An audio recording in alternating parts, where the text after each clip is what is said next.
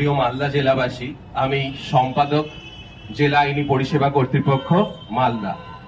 আজ এখানে আমরা আমাদের মাননীয় সভাপতি তথা জেলা জজ শুভায়ু বন্দ্যোপাধ্যায় মহোদয় এবং মালদা আদালতের মাননীয় বিচারকদের উপস্থিতিতে স্বাধীনতা দিবস উদযাপনের জন্য উপস্থিত হয়েছি। আজ এই প্রসঙ্গে এটা বলা বাহুল্য হবে না আশা করি যে আমাদের পূর্বপুরুষদের কি অসাধারণ চরম ত্যাগের মাধ্যমে আজ আমরা এই জায়গায় একজন স্বাধীন দেশের স্বাধীন নাগরিক হিসেবে নিজেদের অধিকার সম্বন্ধে সমস্ত অধিকার আদায় করে নিতে পারি। কিন্তু যে কোনো অধিকার আদায়ের সূচনা হলো অধিকার সম্বন্ধে অবগত হওয়া। এই অধিকার সম্বন্ধে অবগত করাটাই আমাদের আইনি পরিষেবা কর্তৃপক্ষের সমস্ত কর্মকাণ্ড। এই প্রসঙ্গে মাননীয় সভাপতিকে পতাকা উত্তোলনের পরে আমি আমাদের তরফ থেকে একটি নিবেদন করব, যাতে জেলাবাসীদের উদ্দেশ্যে উনি আমাদের অনুপ্রাণিত করার ক্ষেত্রে কিছু বলেন।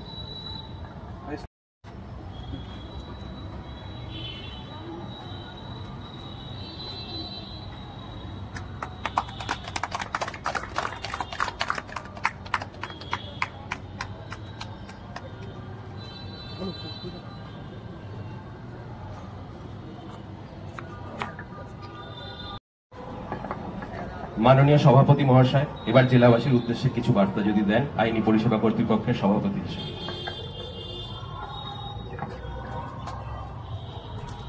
নমস্কার সবাইকে।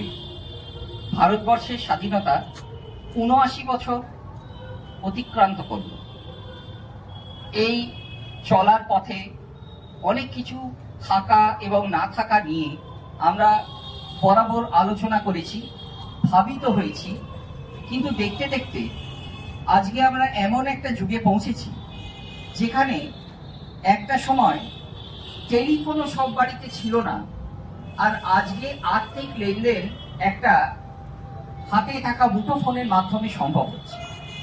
তো উন্নতির মাপকাঠি যদি আমরা ধরি, সেই উন্নতির মাপকাঠিতে কিন্তু ভারতবর্ষ যেভাবে এগিয়েছে এই ৭৯ বছর বয়সেই, সেটা কিন্তু পৃথিবীর যে কোনো মাপকাঠির নিরিখে অনেকখানি।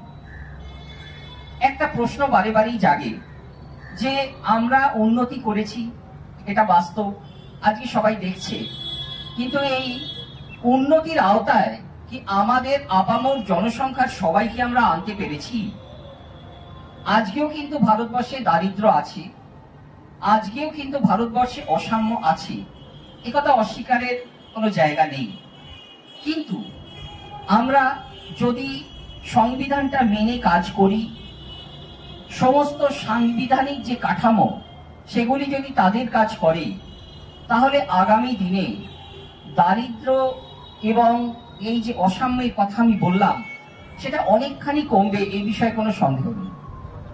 আজকে আমরা যারা বিচার ব্যবস্থার অঙ্গ হিসেবে পরিচিত এবং যারা আমরা সরাসরিভাবে প্রত্যক্ষভাবে জড়িত, আমরা বলি যে একটা সময় যখন অ্যাসিড আক্রান্ত মেয়েটির জীবনটা শেষ হয়ে যেত, আজকে কিন্তু ডিস্ট্রিক্ট লিগাল সার্ভিসেসের আওতায় তার সমাজে পুনর্বাসন, শুধু শারীরিকভাবে পুনর্বাসন নয়, সমাজে পুনর্বাসন সম্ভব হচ্ছে।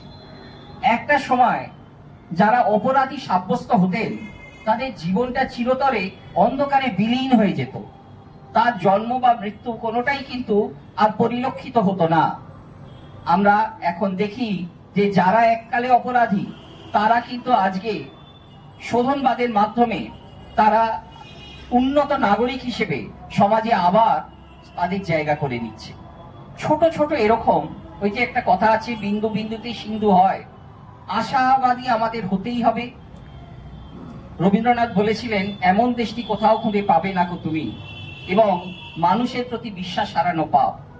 আমরা সমস্ত নাগরিক যদি তাদের নাগরিক কর্তব্যগুলি সঠিকভাবে পালন করি, আমাদের দেশ অনেক উন্নততর দেশ হবে এবং আগামী দিনে সারা পৃথিবীতে আমরা এই বিভিন্ন বিষয় পথিকৃত হতে পারবো, এই আশা রাখি। শুভেচ্ছা জানিয়ে, স্বাধীনতা দিবসের শুভেচ্ছা এবং আগামী শারদ শুভেচ্ছা জানিয়ে আমার ছোট বক্তব্য আমি শেষ করছি। ধন্যবাদ সভাপতি মহোদয়। এবার আমরা জাতীয় সঙ্গীত গেয়ে এই অনুষ্ঠানের সমাপ্তি ঘোষণা করব।